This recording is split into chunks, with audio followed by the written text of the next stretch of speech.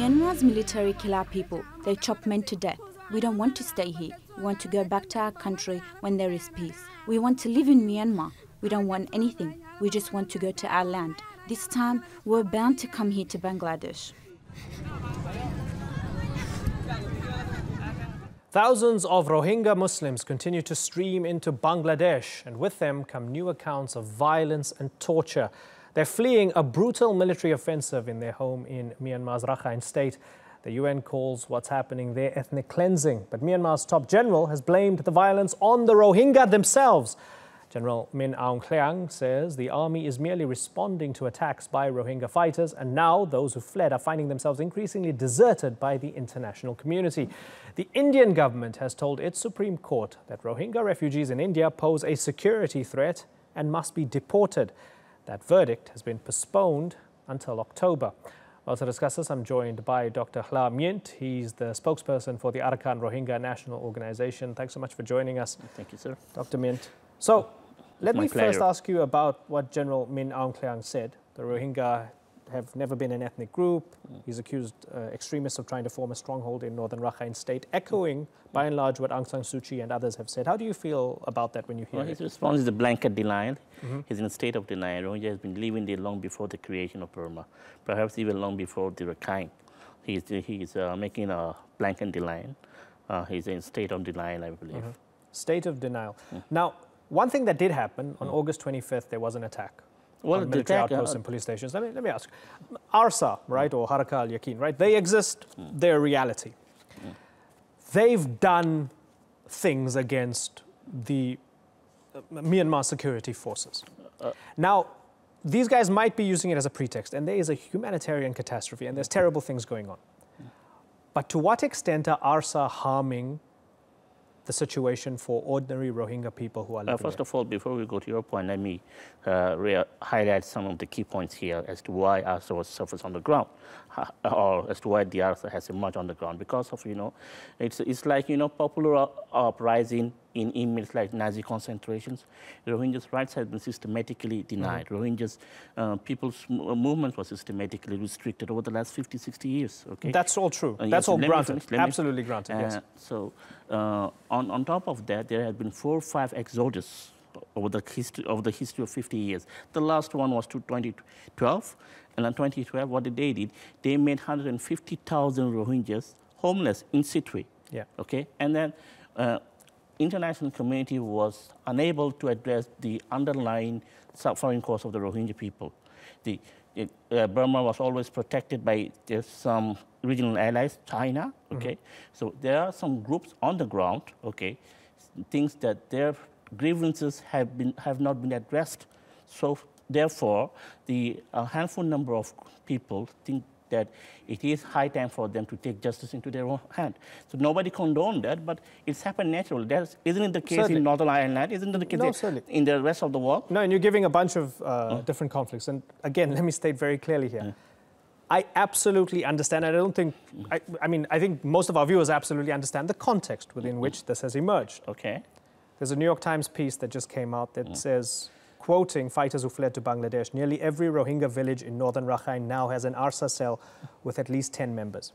Now, I ask you again, it's happening, there's a context. These people have been persecuted to the ends of the earth. Now there's this group that has emerged.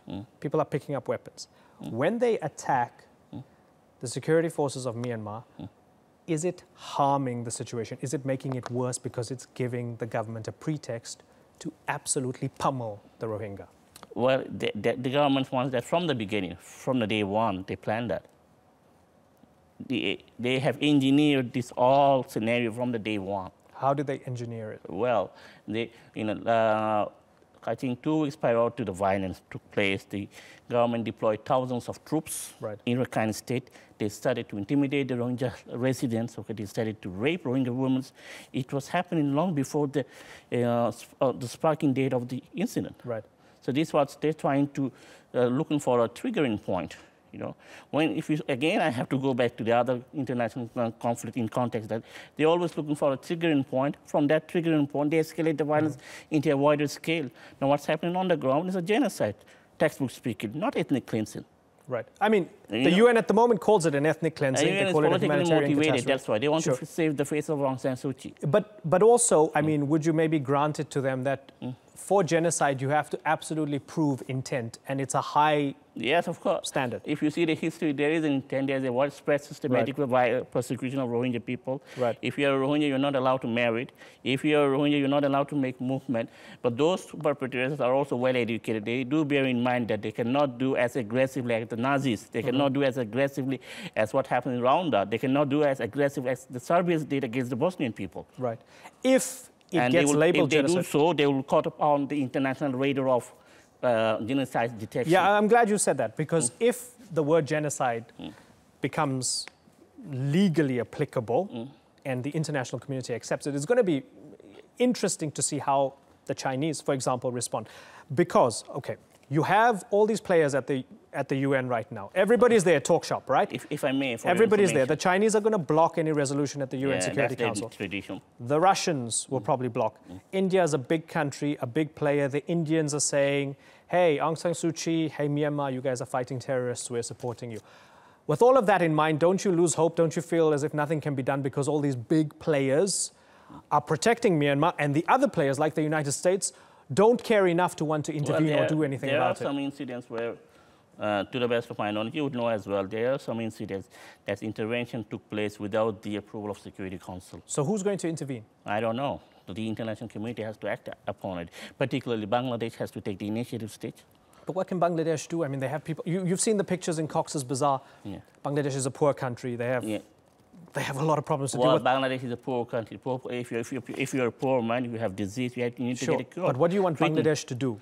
To lobby the international community so that they can put exerted pressure on Burma and to create a safe zone within Burma for the Rohingya people, civilians, to protect the Rohingya people. Okay, so let me ask you again.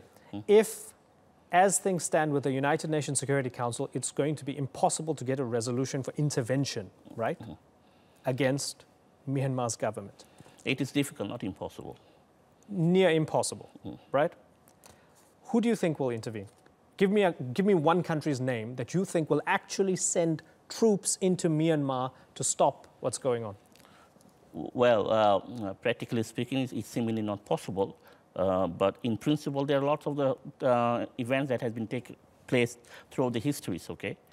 You have to go back according to the context. And is that what you want? You want a country. Let's take a name. France. You want France to go in with troops to stop what's going on. And to create a safe area, okay, safe zone.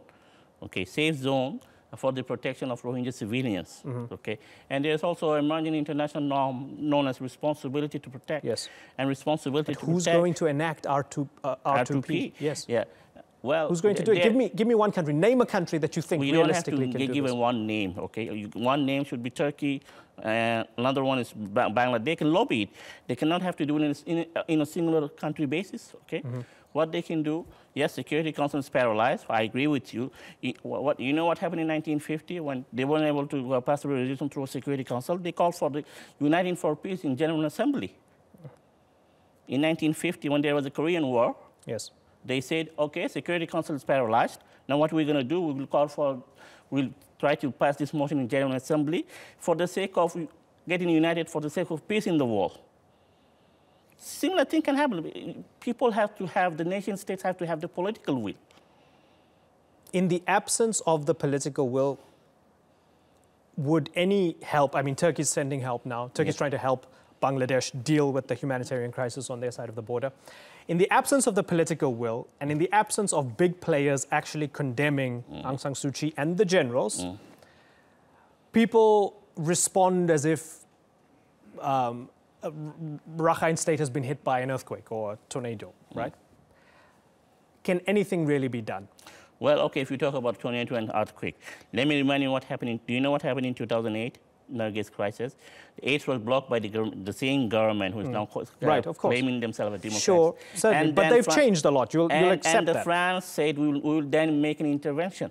Right. In 2008 through the R2P norm. So you feel if France, when they didn't want aid in 2008, when they were military junta, And France suggested that they might want to intervene. You feel France should also be talking about intervening now? Why not? We're also human beings. Now, why not? It is not only, it shouldn't be only France. It should be the whole international community. They have the collective responsibility to protect these defenders people, as what happened in Kosovo, as what happened in Bosnia, okay? Because Security Council is it's very politically motivated. There's P2 and P3. P2 is Russia and China. P3 is the Western three nations who are sympathetic to the humanitarian plight. Lamient, yes. We're out of time. I've got to move on. Okay. But I thank you so much for joining us. And it's a terrible situation for the Rohingya people. We hope their terrible plight is eased very soon.